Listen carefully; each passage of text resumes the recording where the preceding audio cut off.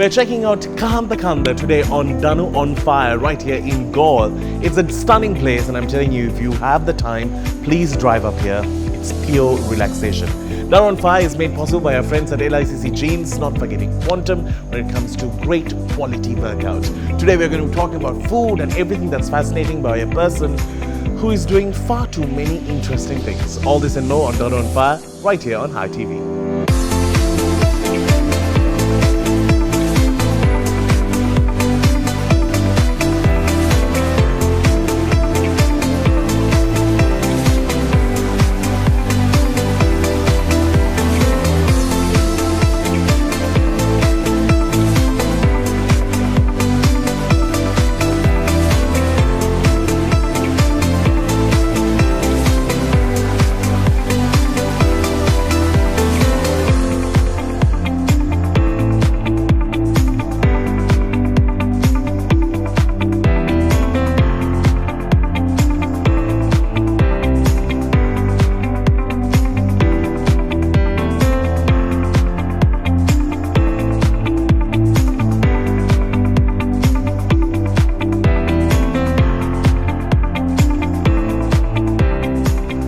And it's yet another guest, yet another place to enjoy some great food. It's Danu on Fire right here on High TV, and with me I have Mario Stubbs. You might have seen him on some glossy magazine or socializing quietly.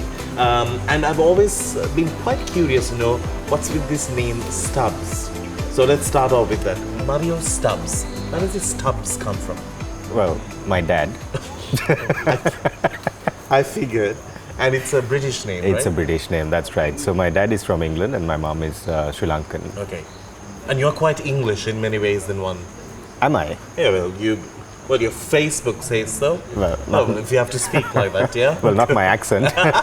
Definitely not my accent. I've watched too much of this Crown. That's why I'm quite English in my own way. All right, so I wanted to speak a little bit about this place. We've come all the way into Gaul. This is not on like the main line of Gaul. It's quite interior, but it's such a breathtaking place and I've always loved being here. I've come here once and it was like, wow, you sleep like literally an infant. Nothing will disturb you. Even the leaves fall so quietly like that.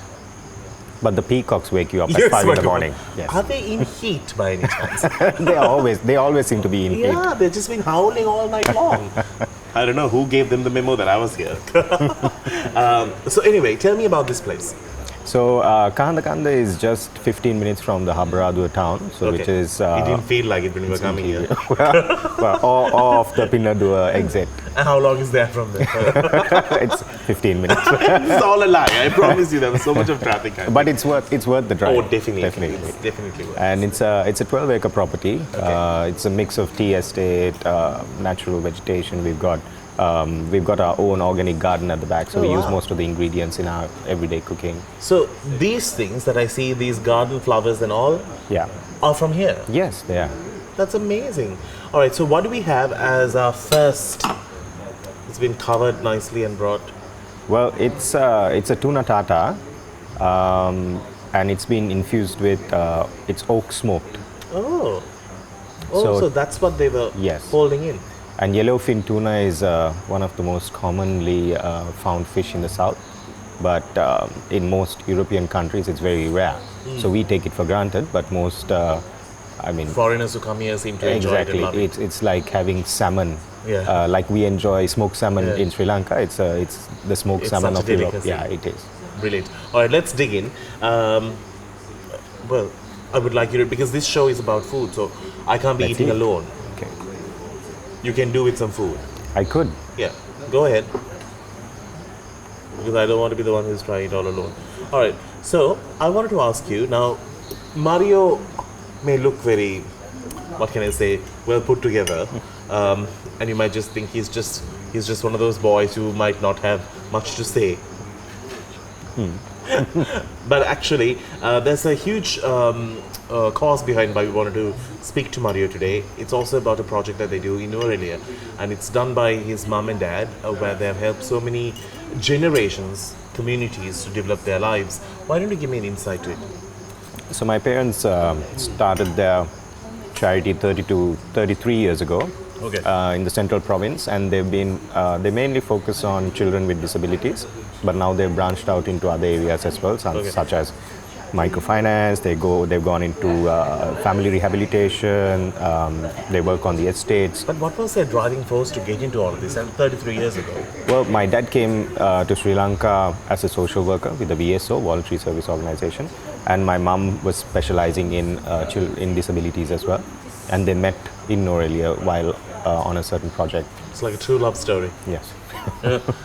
Yeah, and then things just it just led from one thing to another, and then I ended up. Oh wow, there you go. Being there. And tell me about this place. Like, how has it been, and how is the funding? Is it very hard for it to sustain itself for 33 years? Well, it's always been funded by a lot of INGOs. Okay. Local companies and corporates don't tend to fund projects like this because most companies tend to want to do PR or CSR, like building a school or building a library, but they don't think about the sustenance of it. So who is going to pay the electricity bill in the library for the next 10 years? Yeah. It's not about just doing something and going. That's why it gets abandoned. Exactly. So then you have derelict libraries, you have derelict schools. So so going back to the funding, we had and we still do have international organizations which fund parts of our project because it's based in the central province, but we also work in the east and the north as well. Okay. So, but we'd like to explore more sustainable funding locally as well going forward. All right.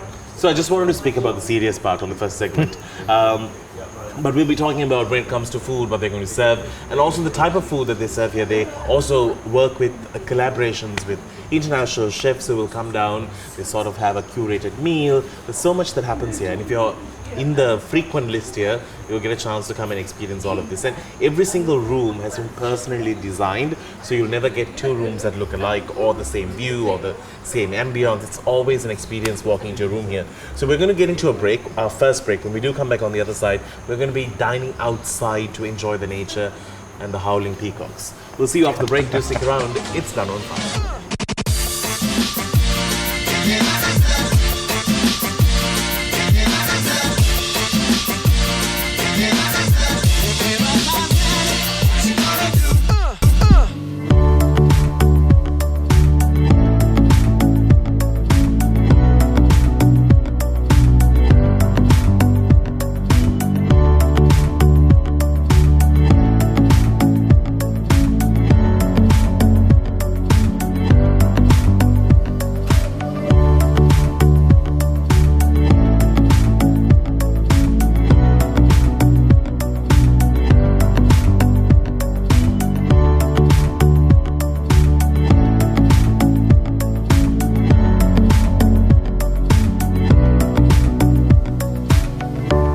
We're checking out Kahanda Kanda, and this is Danu on Fire. Thank you so very much for joining us today on the show in conversation with Mario Stubbs, who unfortunately has a very mellow voice, I've been told, during my break. And I said, why are you just on one note? And he's like, that's how I talk. And I'm like, oh gosh, that means I will have to be more energetic. It requires a lot in this setting where it's so comfortable. And mellow and romantic. Okay, yes, that's true. I'll be the only loud thing after the peacock, for sure. Actually, my laugh can resemble the attention of the peacock. I should actually try it. Try. Show Not me. right now, but Demonstrate. just don't want to scare the... This is a boutique hotel. All right, so what made you get into hospitality out of all things? Or why are you in this industry out of all? Okay, well, it was very random. I've always been in business development and marketing and so on. So whichever industry I was taken into or I fell into next accidentally, I just followed. And it just happened that I fell into in the hospitality sector. And I stuck to it from whether it was from aviation to working for Expedia or working at hotels, working in hotel operations. I worked in Dubai for a while at clubs, bars, been in all sorts of areas. Anything to do with this whole, the front line of hospitality? Yes. Yeah. Correct. Yeah, more or less you deal with the clients and speak to them and Yeah, but not so much anymore. So, like say for example, with this business, I mostly do the back end. Okay. Sorry, no pun intended. And how is the back end going? So, I on a understand. serious note, Yeah. yeah. So I handle everything from getting the guests to the property, and then once the guests are at the property, the staff and my other co-director, they handle the customer experience or the guest experience side of it. Okay. Now that I'm your guest today, what are we eating? Food. So we've got some seared barramundi, Okay. crusted. We should actually ask the chef, shouldn't we? With some pumpkin puree. Yeah, that I can see, and also Yes. I can see the fact Sesame that it's crusted. sesame crusted. Yeah. Yes. Correct. All right, I'm going to dig in, but I would like you to dig in first so that I just know exactly what I'm eating. Okay. You seem to have just bluffed your way out of it. So now, you have met Prince Charles. Yes, I have. You know, I'm a big fan of the Crown. I just want to tell you. I know so much about the royal family.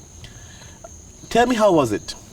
It's not that you met them at their event or something. They came specially to see what you all do with the foundation there in Aurelia. Yes. So, I mean, it's all to do with my parents. How did that connection come about? How are you all friends with the royal family? Like, how do I get there? So, my father's work, like I said, and my parents' work over the last 33 years. My father was nominated for an MBE, which is Member of the British Empire. Oh, wow. So that's a title which is bestowed upon by royalty. So when Prince Charles visited during the Commonwealth, he was put in touch with my father for a visit to the project. So he flew specially up to Norelia and visited the project, and yeah, we were very lucky. But it was like a whirlwind because we weren't ready. We were informed probably a couple of weeks before, and then we weren't prepared, and we didn't know what to do or how to receive royalty. So it was Is there like courtesy that you need to follow so many rules? apparently so. So we What were you all did? well, we were googling most of the time. How do I say yes to it? Exactly. Yeah. Yeah, but it was a great experience. He's a very humble person. Royalty, even though they're royalty, they're very humble. Way better than the queens you get here. Definitely. So, all right. So, what is the love that your father had towards Sri Lanka that he sort of remained here? My mom. Yeah. For him specifically, like to just bullet through and channel through and sort of focus in doing this somehow. Well, I think it's like most people who come here, or most foreigners who come here, they tend to fall in love with the country. Like say, for example, with the people, the lovely people, the smiles, the food, and I guess it just sticks to you. So and it's not the regimented kind of lifestyle that you have in most of the developed countries. It's more like an adventure. It's every day is like an adventure here. So probably that's what kept him back, and he just stayed back in Sri Lanka throughout the years. That's amazing. Well, it's always nice to know that people fall in love with this country and do so much for this country. And I think the more you go towards, the side where we are in Gaul and all, people appreciate this country so much that you feel ashamed that you're not appreciating it enough as much as they are. Quite fascinating though. Even this property is run by someone who fell in love with this country. Exactly. Who moved here 13 years ago. Yeah. Do you want to say anything about it? Sure. That's it? Well, we'll come back because I know he's quietly listening from one of these places. And I don't want to get you to the bad side of him. When we do come back after the break, do stick around. It's Danu on Fire right here on High TV, your luxury channel.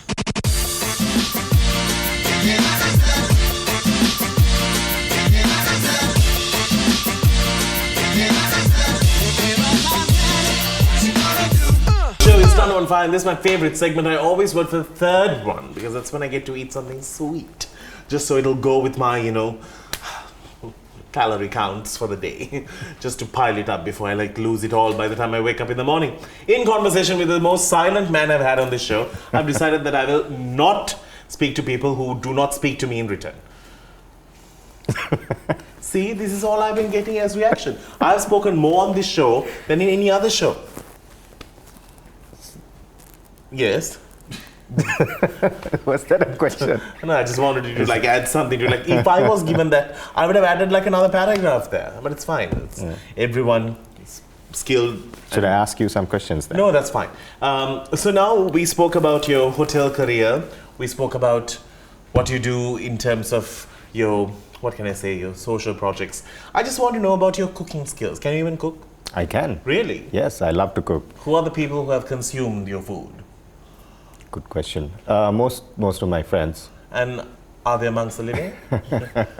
Yes, fortunately they are. That's excellent. All right. But you are a very fussy person, I'm told. Very nitpicking. And just, who's told you that? Oh, many. What Quite rubbish. OCD and quite demanding on the things that you want.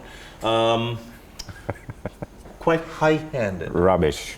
So I just want to know, is it true? And can we just dig into this without me looking at it? Sure. And what is this, what I'm having? It's a chocolate brownie, caramel sauce, and vanilla ice cream. Excellent. Excellent. Everything is so beautiful in this place. All right, so tell me, so are you a bit of a, I don't want to say the word, but are you quite hard to please?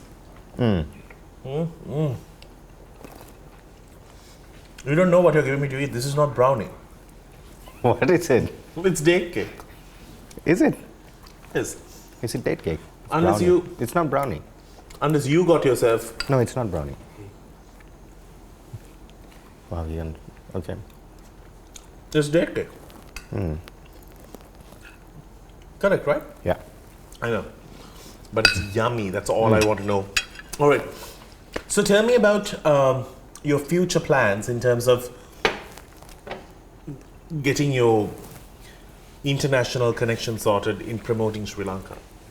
Because isn't that like your key focus these days? Yes. So, apart from being a part of this fantastic property, I also consult out of Sri Lanka for other hotels. Okay. So whenever I do try to do some consulting for the hotels, I also talk about it's indirectly promoting Sri Lanka and what an amazing destination it is. What's the vibe like internationally, especially after the setback that we had? Well, we've seen a change in demographics, for example. Like we see more regional markets coming to Sri Lanka, not the conventional European markets. But we see a lot of interest in the country. So, I mean, bad publicity can also be taken as good publicity in a way. So there was a lot of... That's for a person, not for a place, I think. Yes. But then there were people who didn't know About Sri Lanka. who started With the Googling 30-year and war, searching. they didn't know about us? Well, not most of them. So, and it seems like there's a bit of reluctance to come in the country. So we've seen a bit of a drop in business this year, but I'm quite optimistic about next year. Okay. Now, moving from that, you're also known as a bit of a fashion icon. I highly doubt that. No, but tell me about your well put together wardrobe. Is it all from here? Well, shamelessly, most of my clothes I buy from wherever I travel to. Okay. I don't have that many clothes from Sri Lanka in my Okay, I was wardrobe. just wondering whether you're going to stop with clothes. No. From Clothes. Sri Lanka, you mean? Yes. Yeah. And so it's true. So all what I got to know about you was quite true.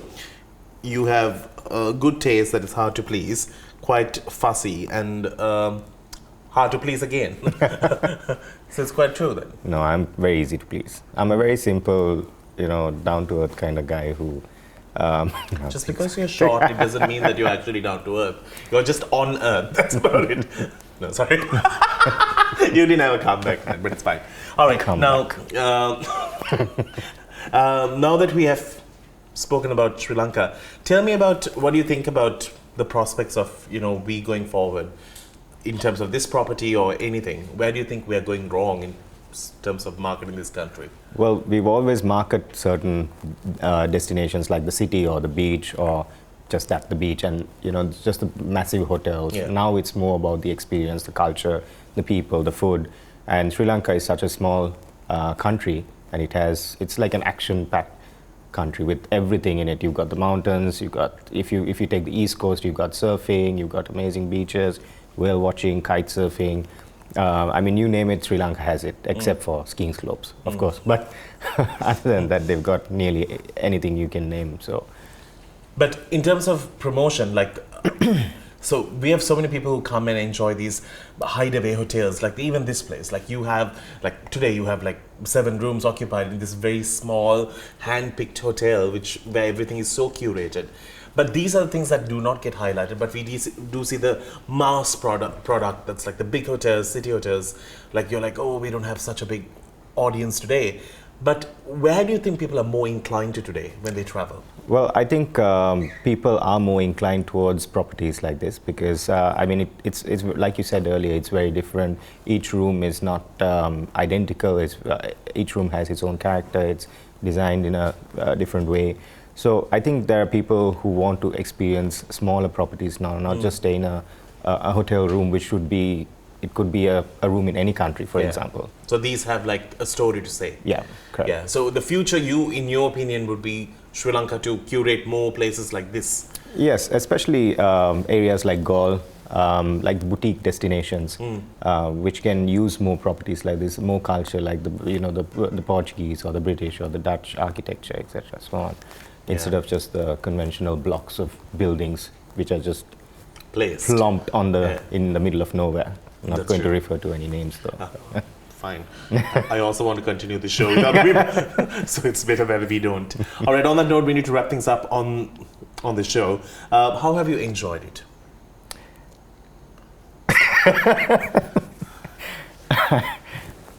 I've loved being on the show, Danu. Thanks for coming. That's fine. So read the script before you come on the show. I've given all these cue points to you.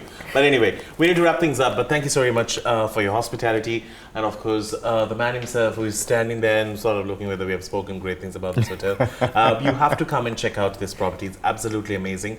Even if you do it once, that's good enough. You'll be hooked on this place. More than anything, you just feel like you have walked into a home that could be yours. And that's always a nice feeling that you get. Mario, thank you so very much for being a good sport. We have annoyed the hell out of you on and off camera both. But thanks for bearing with us and treating us to this great evening. And I wish you all the very best. Thank you. Thank you for coming all the way down and experiencing our property. And loved having you here. 15 minutes during traffic to come. It is 15 minutes. I timed it. All right, we need to wrap things up on the show. Until we see you with another brilliant episode of Danu on Fire, you keep smiling. We'll see you in or out of Colombo.